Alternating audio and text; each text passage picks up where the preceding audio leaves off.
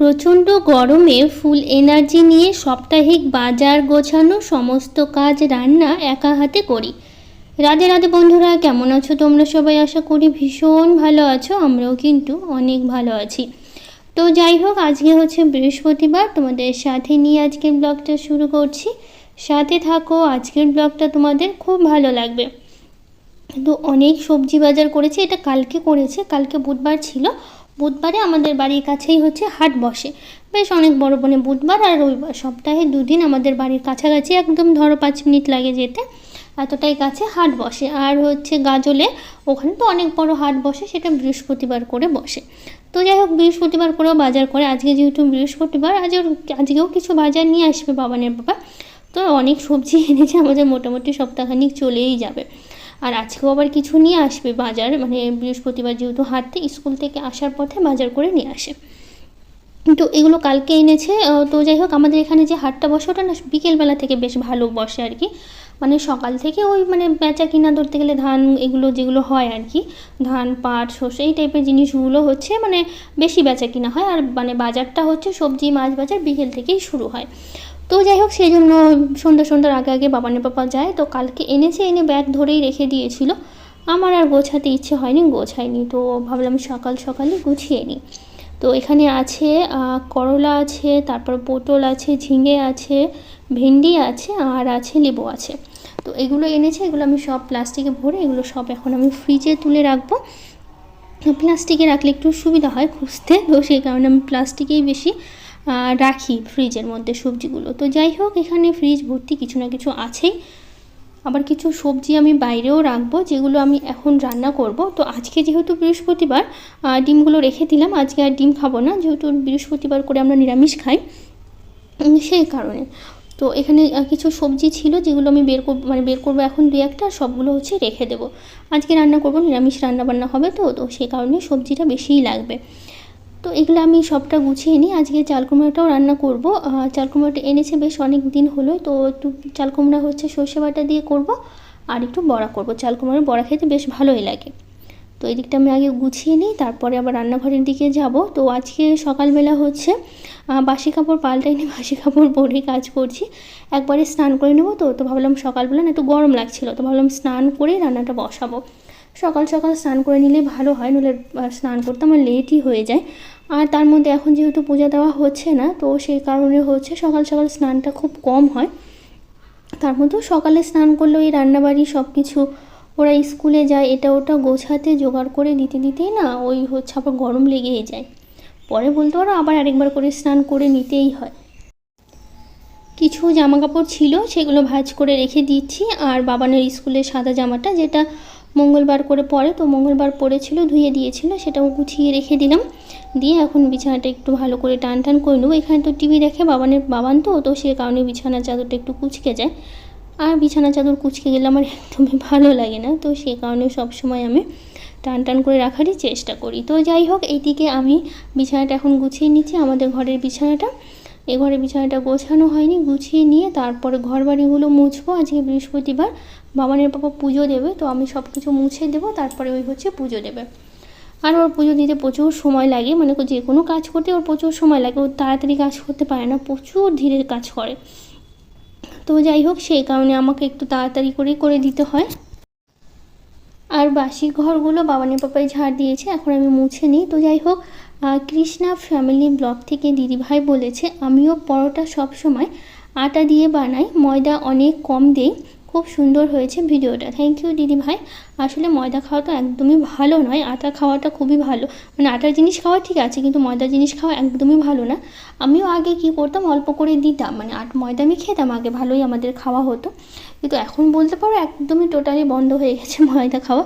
আসলে বাবা না সবসময় হেলদি জিনিস খেতে বেশি পছন্দ করে, কিন্তু আমাদের ওই মুখের স্বাদের জন্য তো আমরা অনেক কিছুই খাই, আমরা জানি এটা খাওয়া ক্ষতি, তারপরেও ওই মুখের স্বাদের জন্য আমাদেরই খাওয়া হয়েই থাকে। তো সেই কারণে হচ্ছে বাবা একদমই মানে ময়দা এখন আনছেই না, আমি বললেও আনে না, বলছে যা খাওয়া আটা দিয়ে করে খাও, সমস্যা নেই, কিন্তু ময়দার কোনো জিনিস খাওয়া যাবে না। তো সেই কারণে ময়দা তো একদমই আনে না। আটা তো আমাদের ভাঙিয়ে নিয়ে এসছে, গম ধুয়ে রোদে শুকিয়ে তারপরে হচ্ছে ভাঙিয়ে নিয়ে এসছে, তো সেই কারণে সেটা দিয়েই সব কিছু খাওয়া হচ্ছে। তো যাই হোক, এদিকে ঘর মুছি আর এদিকে আমি আজকে হারপিকটা দিয়ে বেসিনটা পরিষ্কার করলাম, কারণ এই বেসিনটা না সবসময় তো আমি সাবান দিয়ে করে থাকি, তারপর অতটা পরিষ্কার হয় না। হারপিক দিলে না একদমই চকচকা হয়ে যায়, নতুন মানে নতুনের মতো। অ্যাসিড দিয়ে করলে তো খুবই ভালো হয়, কিন্তু অ্যাসিডটা আমি সবসময় দিই না, অসুবিধা হয় হাত দিয়ে ঘষতে, তো সেই কারণে অ্যাসিডও আছে, তো অ্যাসিড আমি দিইনি। অ্যাসিড দিলে আরও পরিষ্কার হয়, আর হারপিক দিলেও খুবই পরিষ্কার হয়। তো সেই কারণে আজকে মাঝে মধ্যে করি, সব সময় করি না, অনেক দিন পর পর একদিন হারপিক দিয়ে করে ফেলি। তো বেসিনটা করে নিলাম। তো যাই হোক, তো আগেই করলাম, যেহেতু বেসিনটা পরিষ্কার করতে গেলে না চারদিক দিয়ে জল পড়ে, মানে জল ছিটে ছিটে তো পড়েই, তো সেই কারণে হচ্ছে একবারে মুছে নেব দেখে ভাবলাম পরিষ্কার করে তারপরে মুছে নেব, তো ভালো হবে। তো যাই হোক, এইদিকে আমি ঘর বাড়িগুলো মোছা হয়ে গেছে, তারপরে আমি স্নান করে নিয়েছি। যেহেতু বাবানের ছুটি, যেহেতু বৃহস্পতিবার, তো স্কুল ড্রেসটা আমি কেচে দিয়েছি। বেশি জামাকাপড় আমি কাচি না, বাবানের পাপাই কাছে, তো আমি 2-1টা করে কাচি, যখন সামনে পাই 2-1টা, তো ছোটো ছোটোগুলো কেচে দিই। তো আজকে শুধুমাত্র যে বাবানের স্কুল ড্রেস ছিল ওটাই আমি কেচে দিলাম। তো আমি স্নান করেই নিয়েছি। তারপরে আম ছিল, তো এতগুলো আম এনে রেখেছে বাবানের পাপা, তো আমি একটু আম মুড়ি খেলাম। বাবানও আম মুড়ি খেয়েছে, তো বাবানের পাপা এখনও কিছু খায়নি, পুজো দেবে। ও বললো পুজো দিয়ে তারপরে আমি খাবো, তো সে কারণে ও স্নান করে ঠাকুর ঘরে ঢুকেছে। ওর অনেক সময় লাগে মানে পুজো দিতে, আজকে তো বৃহস্পতিবার, এমনিতেও প্রচুর সময় লেগে যাবে ওর, সেই কারণে। তো যাই হোক, আমি রান্নাঘরে এসে অনেকগুলো বাসন, যেগুলো গামলার মধ্যে প্লাস্টিকের গামলাতে জড়ো হয়েছিল, যেগুলো ধোয়া হয়েছে, আর ধুতে ধুতে রেখে রেখে অনেকগুলোই হয়েছে, আর এই র্যাকটা একদমই ফাঁকা হয়ে গেছে। তো সেই কারণে সব বাসনগুলো এনে এনে তারপরে এখন আমি গুছিয়ে রাখছি। এগুলো কিছু কালকে রাতে ধোয়া হয়েছে, আর গামলার মধ্যে ছিল, গামলাটা সবসময় নিচের দিকেই থাকে, ও জল ঝরার জন্য ওখানে রাখি, নইলে এইটাতে সব মানে ধোয়ার সঙ্গে সঙ্গে এখানে রাখলে সব জলগুলো তো নিচেই পড়বে, সেই কারণে। তো এদিকটা আমি গুছিয়ে নিই, মানে বাসনগুলো গুছিয়ে নিই, তারপরে রান্নাটা হচ্ছে বসাবো। অর্চনা হালদার দিদিভাই বলেছে, কেমন আছো গো দিদি? আমার আমার কমেন্ট করতে অনেক লেট হলো, নেটওয়ার্কের ডিস্টার্ব করছো তাই, মানে করছে তার জন্য। তো হচ্ছে দিদিভাই, অসুবিধা নেই, তুমি তোমার সুবিধা মতো দেখো। আর আমি খুব ভালো আছি, তুমি কেমন আছো অবশ্যই জানিও। তো আজকে রান্না করব, মুগ ডাল করব। তো মুগ ডালটা ভেজে আমি সিদ্ধ বসালাম।